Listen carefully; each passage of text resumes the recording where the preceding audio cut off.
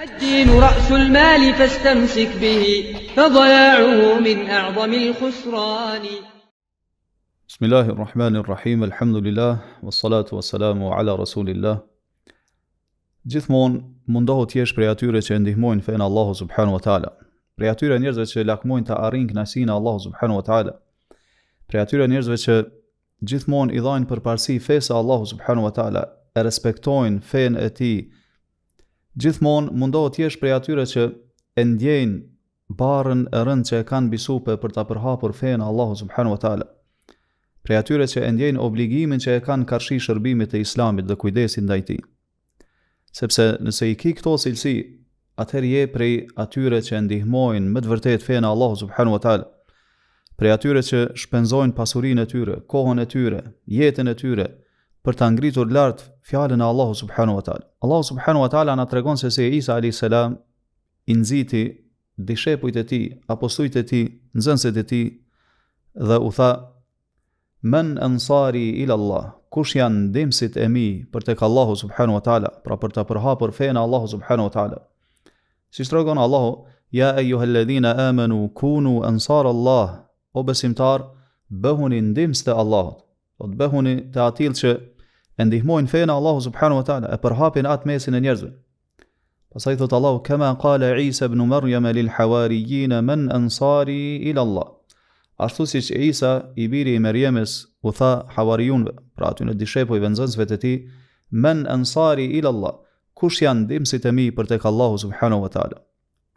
Ky është një mesazh hyjnor që po na drejtohet neve, ku Allahu subhanahu wa taala po na urdhron neve si robërt e tij besimtar që të jemi ndihmës të Allahut, ndihmës të fesë së tij në çdo gjendje, me fjalët tona, me veprat tona, me vetet tona. Po na urdhron të përgjigjemi Allahut edhe pejgamberit e tij sallallahu alaihi wasallam, ashtu siç ju përgjigjen hawariunët e Isës alayhis salam kur ai u tha: "Men ansari ila Allah", kush janë ndihmësit e mi për tek Allahu subhanahu wa taala.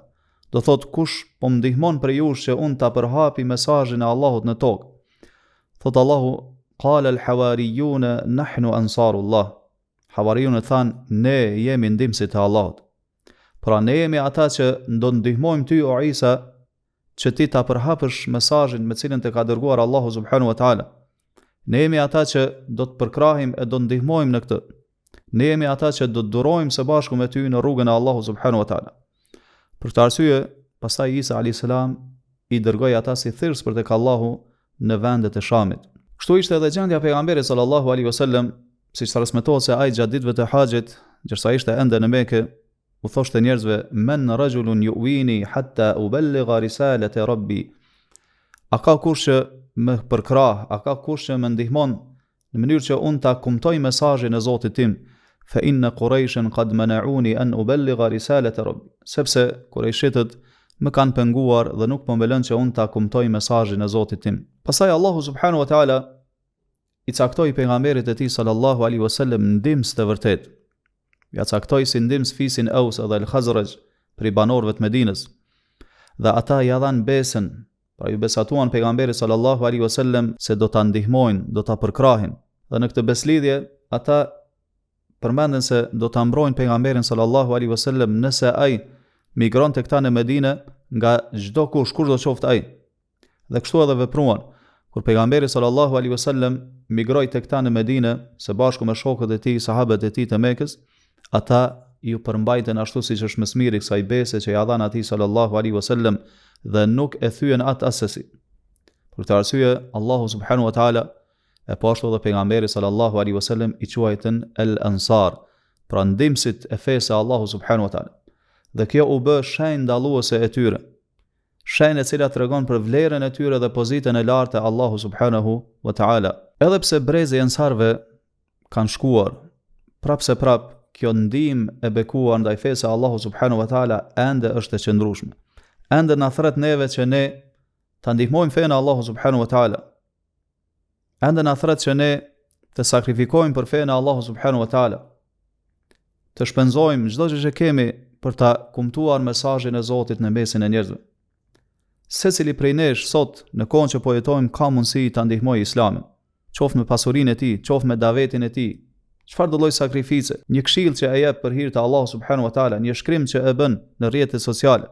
Pra ajo çfarë është e rëndësishme është që ti të mos zbrapsësh, të mos mbetesh në karvanin e atyre që janë të dëshpëruar, e të cilët nuk ngriten për ta ndihmuar fenë e Allahut subhanahu wa taala. Sepse kjo pastaj do të bën që ti të jesh prej të humburve. Pejgamberi sallallahu alaihi wasallam duke na nxitur që sa më shumë ta përhapim fenë e Allahut thotë: "Fa wallahi la in yahdi Allahu bika rajulan wahidan khairun laka min an yakuna laka humrun na'am." Ta pasha Allahun, nëse Allahu do ta udhëzonte përmes teje vetëm një njeri, kjo për ty do të ishte më e mirë se devet e kuqe, pra pasuria më e mirë e cila ekzistonte aso kohë. E ne e lutim Allahun subhanahu wa taala që të na mundsoj të jemi për krahas dhe ndihmës të vërtetë të fesë së tij. Wa sallallahu wa sallama ala nabina Muhammad wa ala alihi wa ashabihi ajma'in.